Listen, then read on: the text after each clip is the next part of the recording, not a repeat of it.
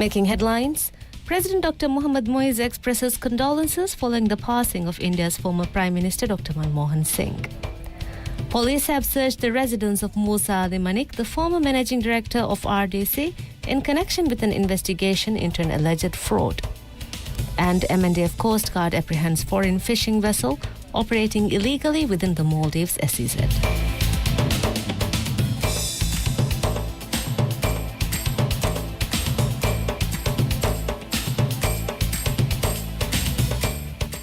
Good evening and welcome to News. I'm Nashra and thank you for joining us today.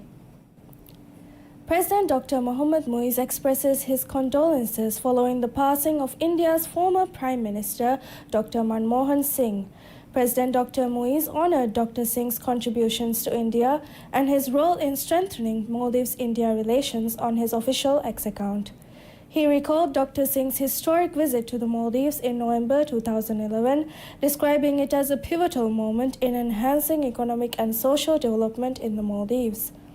In his post, the president highlighted Dr. Singh's steadfast commitment to progress and his instrumental leadership in advancing the Look East policy, which significantly contributed to fostering development and regional cooperation in South Asia.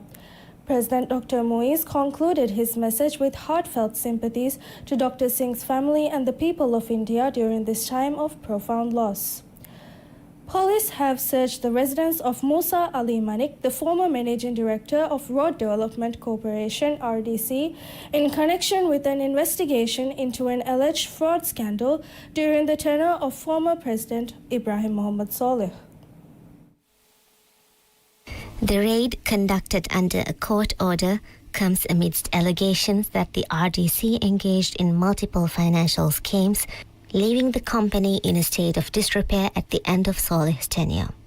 In addition to the former MD's residence, police searched two premises linked to RDC's former Chief Financial Officer CFO Yasir Hassan, seizing electronic devices believed to be connected to the case. The investigation was initiated late last year after the Financial Intelligence Unit of the Maldives Monetary Authority lodged a complaint with the police. The FIU alleged that significant sums of money, including 13 million rupiah, had been deposited into Yasir's personal accounts during his tenure as CFO. On November 15th, just 2 days before the conclusion of Solih's presidency, police raided the RDC office, seizing a substantial number of documents.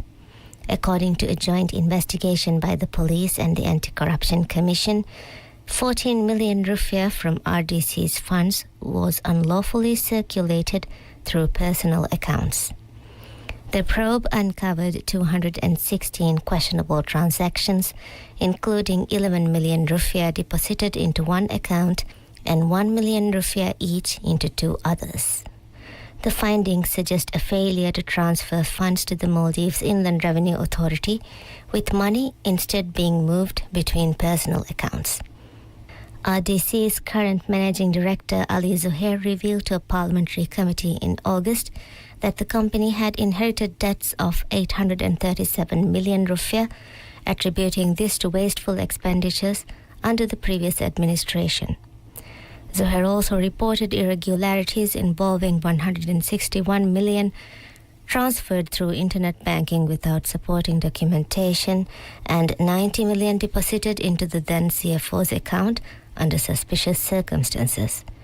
This is not the only corruption case linked to the former administration. Ahmad Said, the former managing director of Fenaka Corporation, and Mariam Dina Solih, head of procurement, were charged with fraud yesterday, further highlighting the extent of alleged misconduct during Solih's presidency. Investigations into the RDC scam are ongoing, with authorities suggesting the involvement of multiple government employees. Police have confirmed the roles of 3 individuals in the misappropriation of funds, signaling more developments in this high-profile corruption case. A foreign fishing vessel operating illegally within the Maldives Special Economic Zone (SEZ) was apprehended on Thursday by the Maldives National Defence Force (MNDF) Coast Guard following detection by a drone from MNDF's Unmanned Aerial Vehicle Army (UAV) service. The boat was intercepted during a routine aerial surveillance operation aimed at monitoring and safeguarding the country's extensive maritime borders. This is the second recent event for the MNDF in using drone technology to combat illegal activities in Maldivian waters. Last month, a foreign vessel was intercepted under similar circumstances and handed over to the Maldives Police Service. The UAV service, launched on 15 March 2024, plays a crucial role in strengthening the Maldives' maritime security. The drone program is part of broader efforts to enhance monitoring of the country's extensive maritime borders and combat illegal, unreported, and unregulated IUU fishing. As the Maldives commemorates the 20th anniversary of the devastating tsunami of December 26, 2004, memories of that tragic day remain deeply etched in the nation's collective consciousness. The catastrophe not only altered the physical landscape, but also revolutionized the country's approach to disaster management and preparedness. In the immediate aftermath, terms like tsunami and resilience became part of the everyday vocabulary. Yet, the tsunami's legacy extends far beyond language, marking the genesis of significant institutional and technical strides to minimize the impact of future emergencies. The nation's recovery began swiftly with an arduous rebuilding process set in motion within days. At the forefront was the National Disaster Management Authority, NDMA, an institution that emerged as a cornerstone of the Maldives' resilience strategy. Initially formed as a task force, NDMA grew into a central body responsible for coordinating relief efforts and guiding long-term recovery. The first National Emergency Response Center was established at Iskandar School, serving as a vital hub for relief operations. Over time, it evolved into the National Disaster Management Center under the stewardship of then Defense Minister Ismail Shafiu. Collaboration with international organizations and foreign governments became instrumental in delivering aid and support to affected communities. In subsequent years, the center was rebranded as the National Disaster Management Authority following the enactment of the Disaster Management Act by the Parliament. This legislation solidified the framework for disaster response and underscored the Maldives' commitment to building national resilience. The latest milestone in this ongoing journey is the Maldives Disaster Risk Reduction Strategy 2024 to 2030, recently approved by the National Disaster Management Council, chaired by President Dr. Mohammad Muizzu. This ambitious blueprint aims to create a disaster-ready and resilient society through sustainable development initiatives. In a recent interview with MMTV, NDMA Deputy Chief Executive Umar Musa Fikri reflected on the progress made since 2004. He noted that at the time of the tsunami, the Maldives lacked a dedicated institution to manage disaster response. Today, the nation boasts a robust legal framework and a suite of long-term initiatives designed to address such challenges effectively. Highlighting recent advancements, Umar revealed the government's ongoing efforts to establish regional emergency operations centers, starting with Kuldufushi. Under the President's directive, the goal is to ensure nationwide readiness, with all regions adequately equipped to respond to emergencies. 2 decades after the tsunami, the NDMA continues to symbolize resilience and determination, embodying the unyielding spirit of the Maldivian people. What began as a desperate response to an unprecedented disaster has evolved into a comprehensive, proactive approach to safeguarding the nation's future. We'll be back after a short break.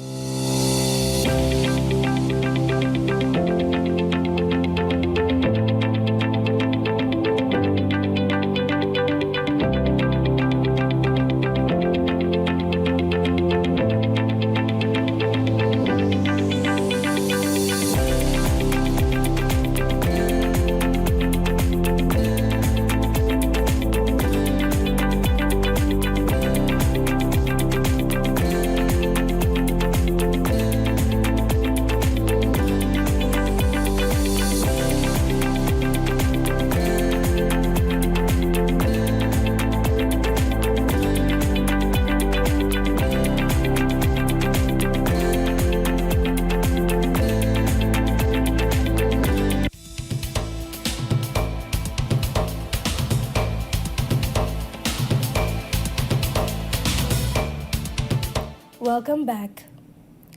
The Maldives National University MNU grants financial assistance to 14 individuals for research and book writing projects, demonstrating its ongoing commitment to academic advancement and creativity. Among the beneficiaries, 10 received grants for research, while 4 were supported in their book writing endeavors. This program, initiated in 2014, seeks to foster a research-oriented environment within the university and encourage innovative academic projects. MNU stated that full-time students pursuing higher degrees are also eligible for financial aid. Grants are awarded through a stringent evaluation process overseen by the Research Grants Committee and the Research and Book Writing Grants Committee, which assess proposals against established criteria. In the initial grant, students across various faculties for research purposes. Additionally, MNU has allocated a total of 267,500 rupiah for book writing and publication projects. The Maldives Customs Service reports government revenue of 249 million rupiah for November 2024. According to the latest statistics, total imports for November 2024 stood at 4 billion rupiah with fuel included and 3.4 billion rupiah excluding fuel. Exports during the same period reached 120 million rupiah. Food items remained the largest import category compared to November 2023, accounting for 883 million rupiah, followed by machinery and mechanical appliances at 717 million rupiah and fuel at 582 million rupiah. In comparison, November 2023 recorded 919 million rupiah in food imports, 900 million rupiah in fuel, and 714 million rupiah in machinery and mechanical appliances. The United Arab Emirates (UAE) retained its position as the Maldives' top import partner in November 2024, followed by China and India. This marks a slight shift from November 2023, when the UAE was followed by India and Singapore. On the export front, November 2024 saw skipjack tuna, prepared or preserved, as the leading commodity at 41 million rupiah, followed by frozen skipjack tuna at 39 million rupiah and frozen yellowfin tuna at 9 million rupiah. This reflects a significant drop from November 2023, where frozen skipjack tuna dominated exports at 109 million rupiah, followed by preserved skipjack tuna at 39 million rupiah and frozen yellowfin tuna at 24 million rupiah. Key export markets for November 2024 were the United Kingdom, Thailand, and Vietnam, compared to the previous year's top markets, which included Thailand, the United Kingdom, Germany, and France.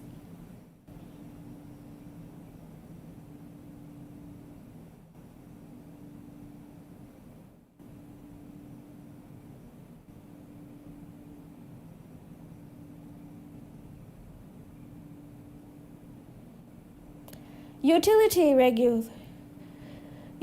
Regulatory Authority URA inaugurates its cooperative society and issued licenses for permanent operations at a ceremony held on December 26th. The event was graced by the Minister of State for Climate Change, Environment and Energy, Ali Faris Yusuf, who presided over the inauguration. Speaking at the event, Minister Faris emphasized the significance of the development, describing it as a pivotal moment for the URA.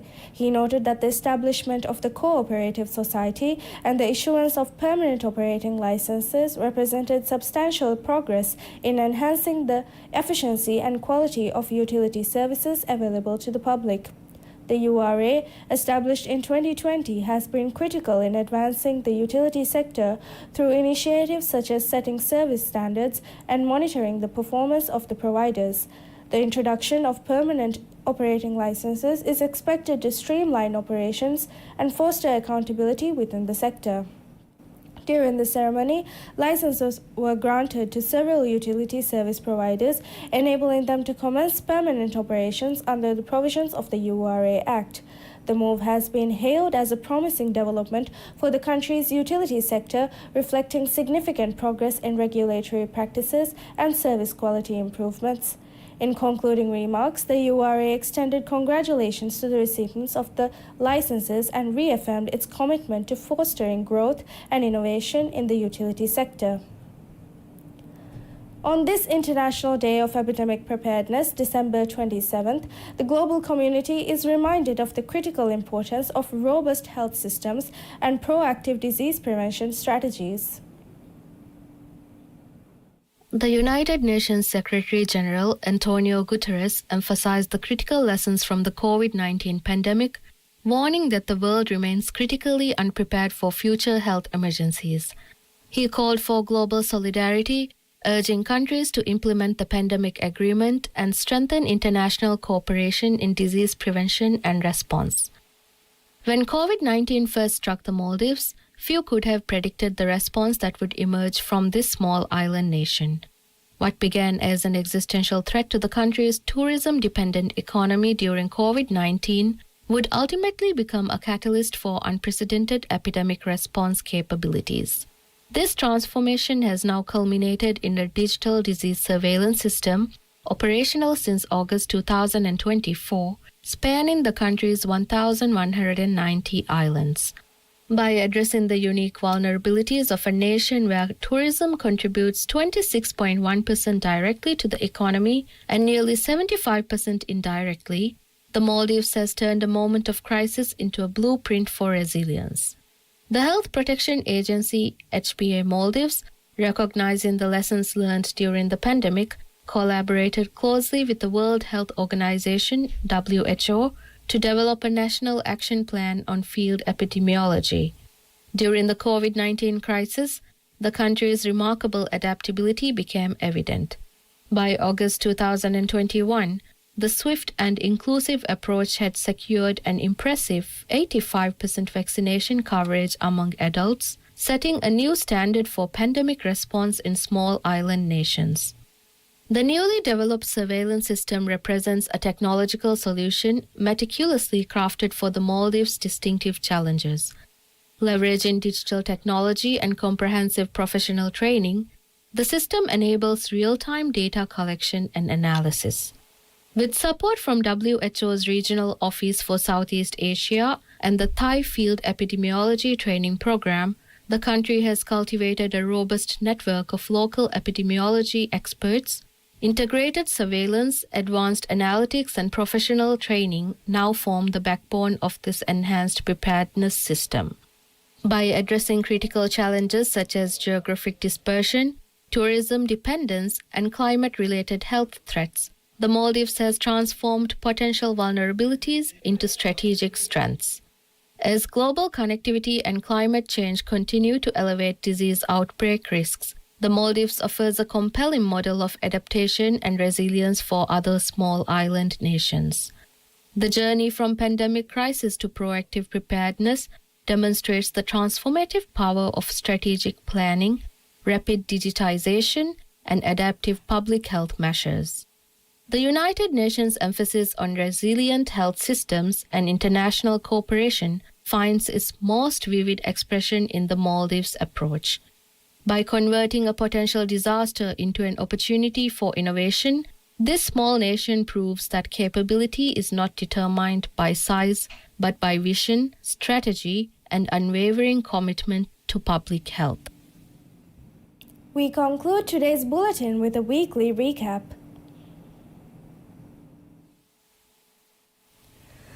President Dr. Mohammad Moise reaffirmed his commitment to tackling corruption, warning that government-appointed officials involved in illegal activities or undue advantages will face swift action. In a WhatsApp message to CEOs and managing directors of state-owned enterprises, the president highlighted his zero-tolerance policy on corruption. The statement comes amid growing concerns about land allocations outside the Bimberia scheme. The Maldives Police Service and the Anti-Corruption Commission are conducting a joint investigation into alleged corruption and irregularities in the Bimberia and Gedorveria housing schemes, resulting in the seizure of passports from 20 individuals. Among those implicated are Ibrahim Fazul Rashid, former Managing Director of the Housing Development Corporation, HDC, and his brother Muhammad Fazil Rashid, Deputy Managing Director of Malé Water and Sewerage Company, MWSC. To facilitate an impartial investigation, Fazl Rashid resigned from his role, denying any wrongdoing but expressing a desire for transparency. His resignation coincided with police raids on his residence and the seizure of electronic devices. Additionally, police confiscated Muhammad Fazil Rashid's mobile phone under a court order. Public appeals have been made for evidence, with the police encouraging submissions through an online portal. Following Fazl's resignation, former Construction Minister Muhammad Maruf Jamil was appointed as the new Managing Director of HDC. The PCB subsequently lifted the suspension on the HDC board. However, the passports of those involved remain confiscated as investigation continues. Former Construction Minister Maruf Jamil has been appointed as Managing Director of the Housing Development Corporation HDC by the Privatization and Corporatization Board. With decades of experience in architecture, Jamil is a respected expert in Maldives' architectural heritage, particularly coral stone architecture, and has contributed significantly to the development of Hurumale since its reclamation. Indian experts joined the Maldives Police Service in investigating the green building fire that occurred on December 12th, which caused significant damage to a structure housing key government ministries. Police Commissioner Ali Shujal confirmed the collaboration, stating that the investigation aims to determine the fire's cause and ensure accountability.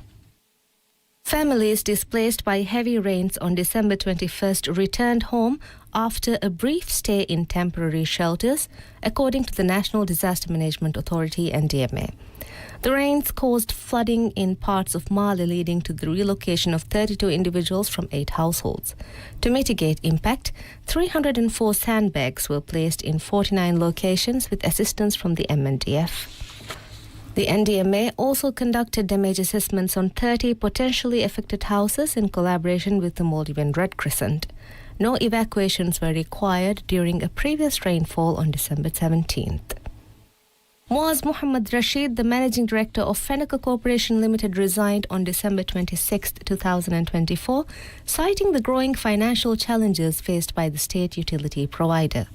In his resignation letter to President Dr. Mohamed Moise, Muaz outlined the severe financial constraints and the company's inability to sustain operations based on its current revenue. State Minister for Tourism Muhammad Nihad has been suspended following controversial remarks made on December 23rd, where he claimed that the opposition Maldivian Democratic Party MDP was planning to forcibly enter tourist resorts. The suspension announced by presidential spokesperson Hina Walid was prompted by concerns that Nihad's statements could damage tourist confidence, especially as the Maldives neared its target of 2 million visitors this year. National Disaster Management Council officially approved the Maldives Disaster Risk Reduction Strategy, designed to protect the country's environment, people, and infrastructure from climate hazards and other disasters. Chaired by President Dr. Mohamed Moise on December 24th, the meeting highlighted the need to strengthen disaster risk management efforts, focusing on mitigation and human resource development for a more resilient Maldives. On December 26, 2024, President Dr. Mohamed Moise reshuffled his cabinet and renamed several ministries to improve government efficiency and decision-making in 2025. The new appointments include Musa Zamir as Minister of Finance and Planning, Dr. Ali Haidar Ahmad as Minister of Higher Education, Labour and Skills Development, Dr. Mariam Maria as Minister of Agriculture and Animal Welfare, and Dr. Ahmad Muttalib as Minister of Construction, Housing and Infrastructure. The Maldives observed a moment of silence on December 26th, marking 20 years since the 2004 Indian Ocean tsunami. It claimed 82 Maldivian lives and left 26 others missing. At 9:23 a.m., the exact time the wave struck, government officers in Malé and across the country paused as employees participated in this remembrance. Edafushi won the 90-plus Gold Cup football tournament with a dominant 2-0 victory over Addu City in the final held at the National Football Stadium on December 24th. President Dr. Mohamed Moise attended the closing ceremony, where he awarded medals and trophies to the champions and signed the football used to score the final goal.